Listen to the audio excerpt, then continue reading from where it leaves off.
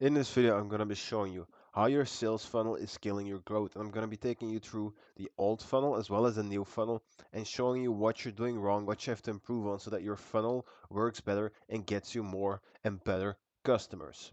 So the first thing inside of the old funnel, the way people used to do things, is that they would have somebody watch their content, which is the initial exposure, and then they would have them join their email list, and they either find no value and unsubscribe, which just brings them back to watching content if they're going to watch your content at all, or they actually do join the email list and stay inside, and then you have them fill in a form or have them view a sales page, and from there on out you have them join a sales call. Now, either they buy or they don't buy. When they buy, they become a customer, and that's where you get your customer lifetime value. So either they churn or they stay. Now the new funnel is different because it's more simple, as well as the fact that it's more effective. What is this new funnel? Well, they watch their content, they see one link to a free community. So the only link in your description of your videos, in your bio, is that one link to a free community. And either they don't click or they do click and they see the sales page.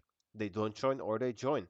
And then they get warmed up by the value, from which point some will buy and some won't. And that's how you get your lifetime value.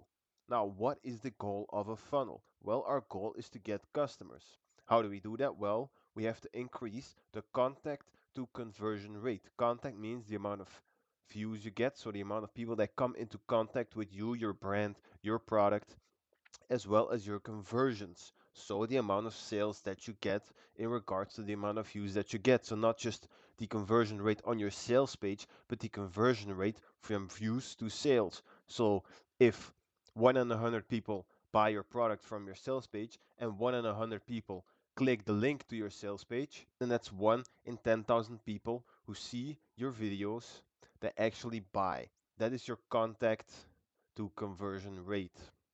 What is the bad way to have a funnel set up? Well, you have these high pressure opt-in loops.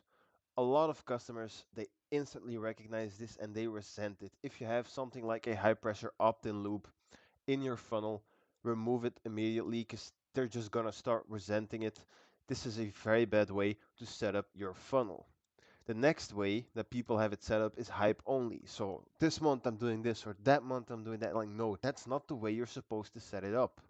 The way you have to have a funnel is not by having it based only on hype. A hype only funnel turns your school community into a ghost town because people join for the hype and then they join and they see, oh, actually nothing is really going on here. I'm not gonna stay inside. That's what happens.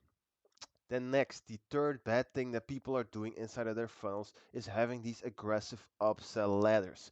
If you have one of these aggressive upsell ladders, what that does is it destroys the brand equity before the first interaction. Somebody joins your community and it's buy this and then buy that and then buy that, and they have to keep buying more to get more results, and that's not going to work. They will see it and they will start to resent you for it, and that will destroy the way they perceive your personal brand and the product that you are selling. So, what is the right way to set up a funnel? What is actually the best way? Well, the first thing we have to do is use transparent lead magnets that solve real problems rather than just creating new ones. A lot of people have these lead magnets and they will solve a small problem, and then all of a sudden you realize this just gave me a bigger problem.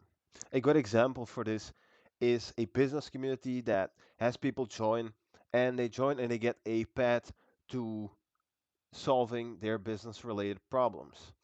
And they check out the lead magnet, which is that path, and then what happens is the first thing that they get stuck on is this mindset thing. So it's one of those things where, oh, you need to have the right mindset to do whatever, and then they tell you that you have another mindset problem and you have to fix that first, and that's just creating new problems. That's why you want to use transparent lead magnets that solve real problems, because this makes your customers trust you. If I want to have my problem solved and this content creator says, okay, look, I have something for you which is going to solve your problem, and I go there and it solves my problem, that's more likely to actually make it so that I buy a product if I run into new problems later that are not related to that funnel and to that specific lead magnet.